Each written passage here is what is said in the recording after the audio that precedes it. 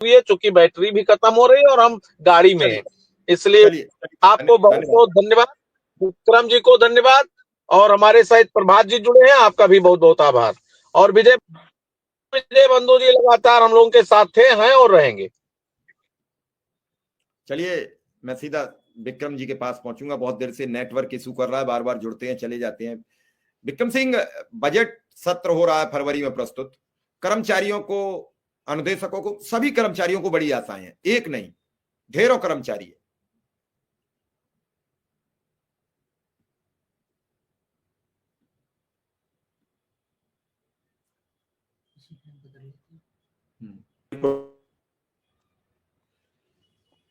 Sir,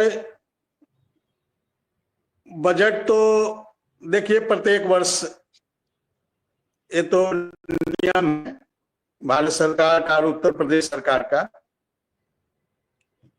एक साल आता है वर्ष के लिए।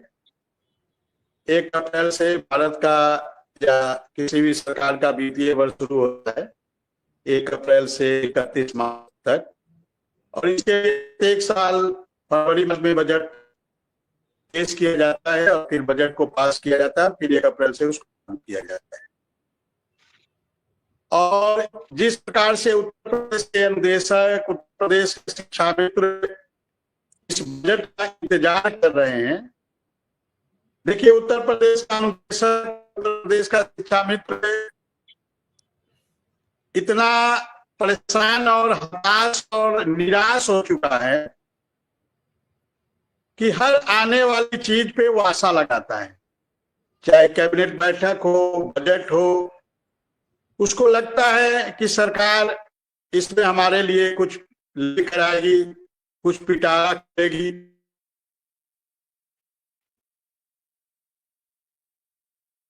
विक्रम सिंह से फिर संपर्क टूटा है, कुछ नेटवर्क इशू आ रहा है, और मैं निश्चित ये बात जरूर कहूंगा कि हमेशा लोगों को हिम्मत और हौसला रखनी पड़ती है। हिम्मत अलग है, हौसला अलग है। और मेरा मकसद रहता है कि लोग कहते हैं कि आप शिक्षक संगठनों से सवाल नहीं करते, तो मैंने आज विजय बंधु जी से किया है। नहीं, सवाल कुछ लाजमी है सर, और कल मैं और 2-3 संगठनों को प्रयास कर रहा हूं, क्योंकि अब मुझे भी लगता है कि जब तक अब कुछ ऐलान जंग की बात नहीं होगी तब तक कुछ भी कह देना मुश्किल काम होगा। सवाल लाजमी है सर, थोड़ा सा समय चाहेंगे?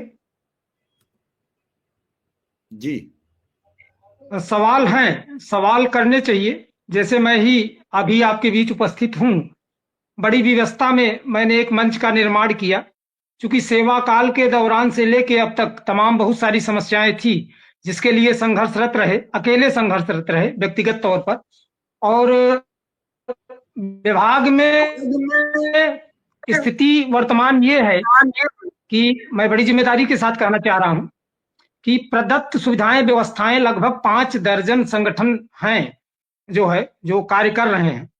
लेकिन आज की स्थिति यह है कि जनपद स्तर पर कर्मचारियों को जो प्रदत्त सुविधाएं हैं वो कार्यालयों से मिलना बहुत टेढ़ी खीर है। मांग की बात तो बहुत दूर छोड़ दीजिए।